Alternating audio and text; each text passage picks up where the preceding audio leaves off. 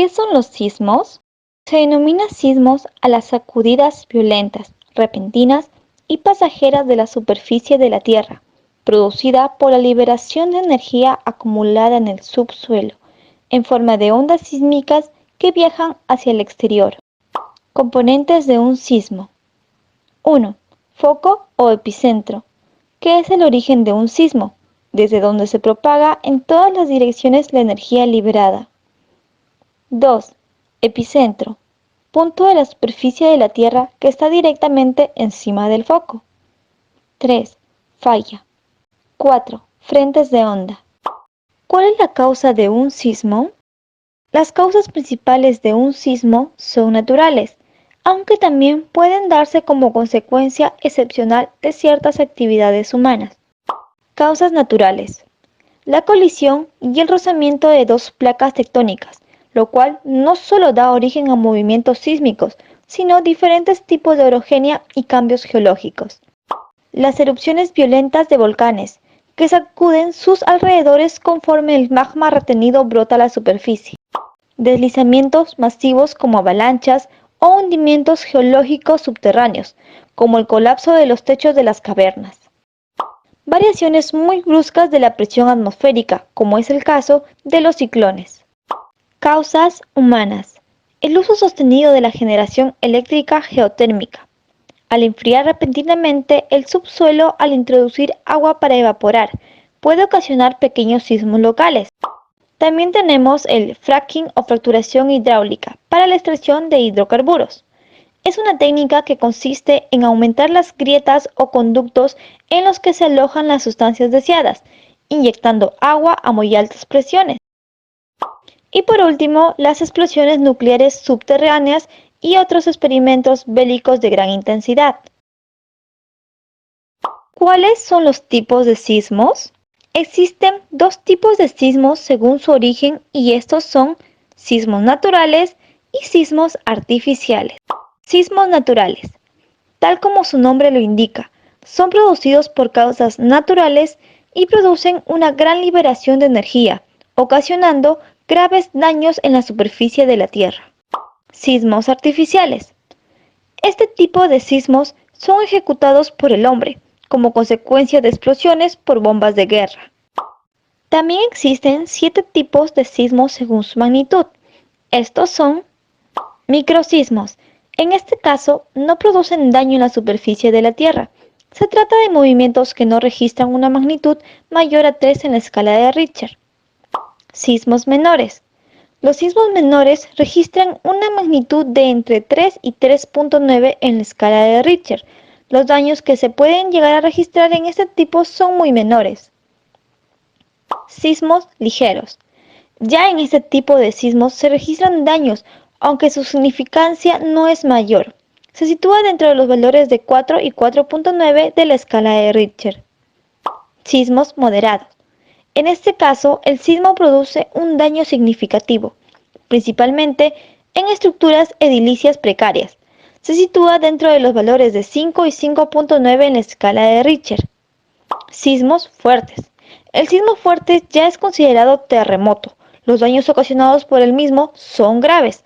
Su magnitud varía entre los 6 y 6.9 dentro de la escala de Richter. Sismo mayor. El sismo de este tipo produce daños muy graves, que son en algunos casos irreparables. Su magnitud varía entre los 7 y 7.9 en la escala de Richter. Gran sismo. Este tipo de sismo es el mayor de todos. Produce daños gravísimos, no solo estructurales, sino que también en la Tierra. Puede generar consigo maremotos asociados a las réplicas. En este caso, dentro de la escala de Richter, su magnitud es superior a 8 grados. También tenemos los tipos de sismos según su origen. Sismo preliminar. Este tipo de movimientos sísmicos preceden a un terremoto. Sismo perimétrico. Este tipo de movimientos sísmicos ocurren en las placas tectónicas. Sismos tectónicos. Los movimientos sísmicos de este tipo ocurren por el choque de las placas tectónicas. Sismos volcánicos. Los sismos volcánicos se producen por el desprendimiento del magma que tiene como consecuencia el quiebre de las rocas. Maremotos. Los maremotos son movimientos sísmicos que se producen en las profundidades de los mares. Si son muy fuertes, pueden derivarse inundaciones en las costas o la llegada de grandes olas a la orilla. Cuando ocurre un sismo, las ondas sísmicas provocan el movimiento del suelo por donde pasan. Para registrar estos movimientos se utilizan instrumentos especiales denominados sismógrafos. El principio de un funcionamiento de dichos instrumentos es la inercia de los cuerpos, es decir, la resistencia que tiene un cuerpo al movimiento o a variar su velocidad. De manera general, un sismógrafo sencillo es una masa suspendida en un resorte que a su vez están suspendidos sobre una base que se mueve con los movimientos de la superficie de la Tierra. El movimiento relativo entre la masa y la base puede ser graficado generando un sismograma. El 5 de enero del 2019, un sismo de 7.2 grados en la escala de Richter remeció la región de Ucayali. Pero, ¿sabías que es erróneo decir en escala de Richter y que tampoco se mide en grados? Así es, los sismos se pueden medir por medio de escalas de magnitud e intensidad. La escala de magnitud está relacionada con la energía que es liberada y el daño que es provocado en la Tierra. Un ejemplo de esta es la escala de magnitud de momento. Fue creada por Hans y Kanamori. En esta escala se considera la tensión, la deformación y el desplazamiento de las rocas en la falla. Los medios de comunicación han generado una gran confusión al utilizar la escala de Richter, debido a que esta dejó de usarse desde hace 30 años. Lo correcto sería decir magnitud de 7.2 en la escala de magnitud de momento. ¿Cuáles son las consecuencias de un sismo? Dependiendo de su intensidad, los sismos pueden provocar diversas consecuencias en la naturaleza y para la vida humana. Entre estas consecuencias encontramos destrucción urbana, la caída de edificaciones, el derrumbe de casas y otros accidentes urbanos suelen acompañar al movimiento vibratorio de los temblores y suelen cobrar un alto precio en vidas humanas, sobre todo si la población no está preparada y educada en materia sísmica. Los deslizamientos o derrumbes de tierra pueden surgir también por causa de los terremotos, debido a la inestabilidad que ellos provocan en el suelo. Un deslizamiento, por definición, se refiere al movimiento repentino de los materiales terrestres en descendencia. Los lugares más susceptibles a deslizamientos son áreas inmediatamente debajo de pendientes empinadas o en relieves topográficos altos, área donde los suelos superficiales están compuestos de materiales sueltos o poco compactos. Los incendios. La caída de instalaciones urbanas o industriales a menudo ocasiona desperfectos eléctricos o la liberación de químicos inflamables, lo cual suele generar incendios. Licuefacción. Este efecto puede ser notable en lugares que son llanos, que están bajo el nivel del mar o en lugares que son pantanosos. Cuando ocurre un terremoto en estos lugares, el nivel freático del suelo sube, provocando que los edificios y estructuras colapsen hacia uno de los lados debido a que la superficie se torna blanda. Y por último, los tsunamis. Son generados cuando el terremoto se origina en una falla que se encuentra en el fondo oceánico, provocando una perturbación en el lecho marino, causando que se generen una serie de olas que penetran tierra adentro. A este tipo de tsunami, que es causado por un terremoto, se le conoce como un terremoto tsunami génico.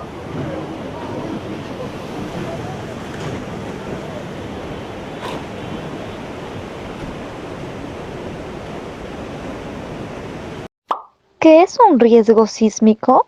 Es la probabilidad de un elemento, ya sea social, físico o económico, que en una determinada localización, cuya extensión dependerá de la escala de análisis y un determinado periodo de tiempo, ya sea segundos o siglos, sufra pérdidas o daños como muertes, heridos, edificios colapsados, inestabilidad económica, ambiente natural dañado, entre otros, a causa del impacto sísmico.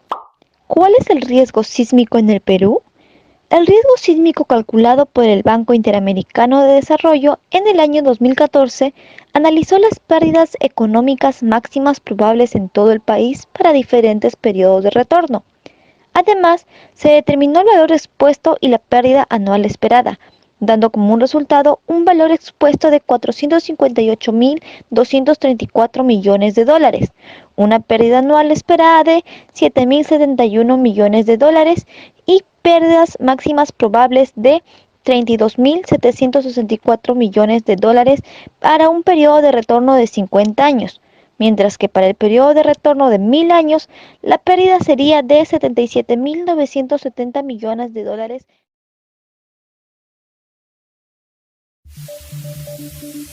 Ubicar e identificar los objetos que puedan convertirse en un peligro durante un sismo. Reubicar objetos para que no caigan encima de una persona. Localizar las zonas de escape y seguridad y tenerlas siempre presentes. Tener siempre a la mano tu mochila de emergencia. Contar con una copia de documentos oficiales importantes. Mantener la calma. Ubicarnos en zonas seguras previamente identificadas. Mantenernos alejados de ventanas, espejos y artículos de vidrio que puedan quebrarse. Si nos encontramos dentro de un edificio, no utilicemos los elevadores ni las escaleras durante el sismo. En lugares públicos y llenos de gente, cine, teatro, estadio, salón de clases, no gritemos, no corramos, no empujemos, salgamos serenamente. Antes de regresar a tu casa, evalúa los daños en la estructura. No enciendas cerillos o velas hasta asegurarte de que no hay fugas de gas. Utiliza el teléfono solo para emergencias. Mantente informado y atiende las recomendaciones de las autoridades. Mantente alerta, se pueden presentar réplicas. No debes desesperarte, esto genera más caos y pondrás nervioso a la gente a tu alrededor. No debes tratar de llamar a varias personas a la misma vez, es mejor utilizar mensaje de texto. Si estás en un edificio, no debes usar el ascensor, es preferible las escaleras. No debes estar debajo de cables o cerca de las fuentes de energía. Ubícate en un lugar descampado y de fácil acceso.